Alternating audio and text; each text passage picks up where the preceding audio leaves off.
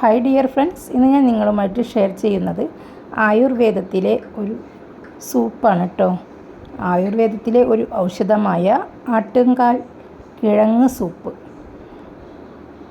കണ്ടോ, ഇതുപോലെയാണ് കേട്ടോ ഇതിൻ്റെ ചെടി ഇരിക്കുക. ഈ ചെടി നിങ്ങൾ ഇഷ്ടം പോലെ കണ്ടു കാണും. മതിലിൻ്റെ മുകളിലും പിന്നെ ഈ മരത്തിൻ്റെ വേരുകളിലും മരത്തിൻ്റെ മുകളിലെല്ലാം പടർന്നു കയറുന്ന ഒന്നാണിത്.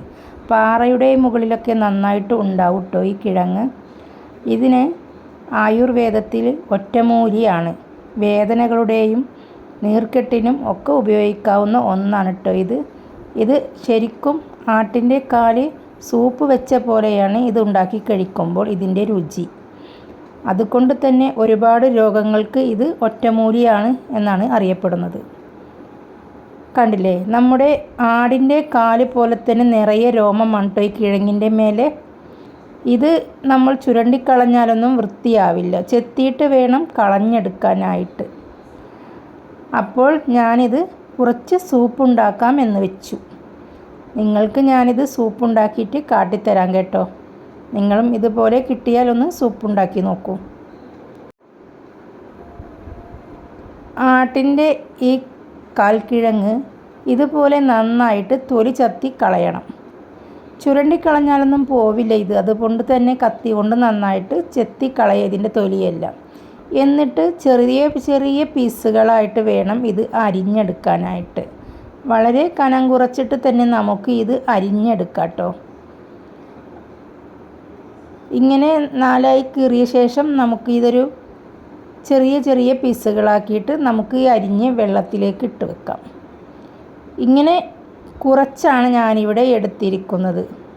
ഒരു 4 കിഴങ്ങ് വെച്ചിട്ടാണ് ഞാൻ ഈ സൂപ്പ് തയ്യാറാക്കുന്നത്. ഒരു 4 ആൾക്ക് കഴിക്കാനുള്ളത്രയും സൂപ്പ്. അതിനു വേണ്ടിയിട്ട് ഞാനിവിടെ ഒരു 4 കഷ്ണം കിഴങ്ങാണ് കേട്ടോ എടുത്തിരിക്കുന്നത്. അത് വെച്ചിട്ട് നമുക്ക് സൂപ്പ് തയ്യാറാക്കാം.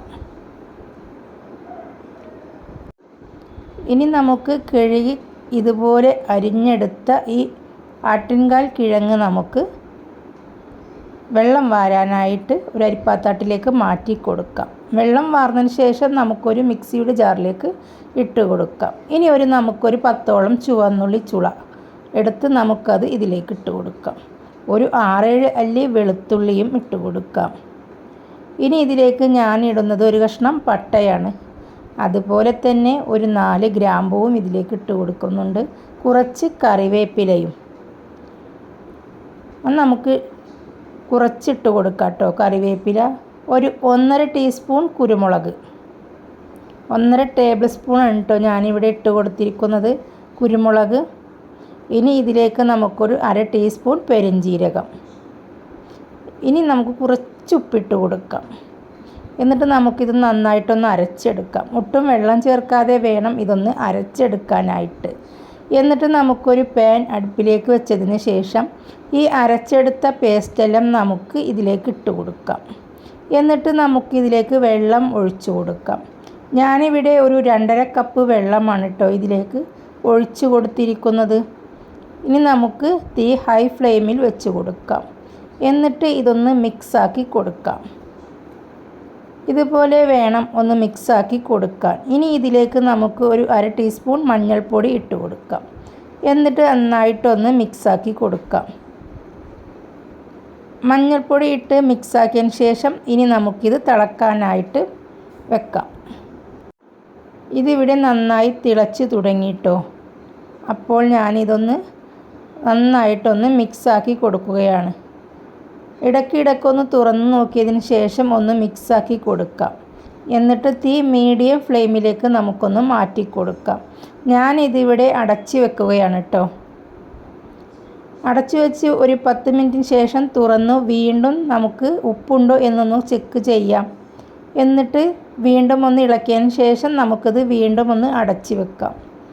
ഇങ്ങനെ ഇടയ്ക്കിടയ്ക്ക് തുറന്നിട്ട് നമുക്ക് നന്നായി ഇളക്കി കൊടുക്കാം. ഇതിൻ്റെ വക്കിന്മേലൊക്കെ വറ്റി വരും തോറും മസാലയെല്ലാം പിടിച്ചിട്ടുണ്ടാവും. അതൊക്കെ ഇതിലേക്ക് തന്നെ നമുക്കൊന്നാക്കി കൊടുക്കാം. എന്നിട്ട് നമുക്ക് നന്നായിട്ട് ഇതൊന്ന് വറ്റി വരുന്ന സമയത്ത് ഇതിൻ്റെ മീതേക്ക് കുറച്ച് ഗരം മസാലപ്പൊടി അല്ലെങ്കിൽ മട്ടൻ മസാല ഒന്ന് തൂവി കൊടുക്കാം. എന്നിട്ട് നമുക്കിതൊന്ന് അടച്ച് വെക്കാം. ഒരു 5 മിനിറ്റിന് ശേഷം ഇത് തുറന്നു നോക്കിയാൽ നന്നായി വറ്റി വന്നിട്ടുണ്ടാവും കേട്ടോ. എനിക്കിവിടെ നന്നായി വറ്റി തന്നെയാണ് കിട്ടിയിരിക്കുന്നത്. അതുകൊണ്ട് തന്നെ ഞാനിത് തീ ഓഫാക്കി കൊടുക്കുകയാണ്. നിങ്ങളുടെ കയ്യിൽ മല്ലിയില ഉണ്ടെങ്കിൽ നിങ്ങൾക്ക് ചെറുതായിട്ട് അരിഞ്ഞിട്ട് ഇതിന് മീതെ തൂവി കൊടുക്കാം കേട്ടോ. ഞാനിത് ചൂടാറാൻ വെച്ചതിന് ശേഷം ഒരു അരിപ്പയിലൂടെ ഒഴിച്ചൊന്ന് അരിച്ചെടുക്കുകയാണ് കേട്ടോ. നമുക്ക് ചണ്ടിയൊന്നും വേണ്ട, നമുക്ക് നീര് മാത്രം മതി. അതാണല്ലോ നമ്മുടെ ഈ സൂപ്പ്. അതുകൊണ്ട് നമുക്ക് ഈ ചണ്ടിയെല്ലാം കളയാം. എന്നിട്ട് നമുക്കിതിൻ്റെ നീര് മാത്രമായിട്ട് എടുക്കാം.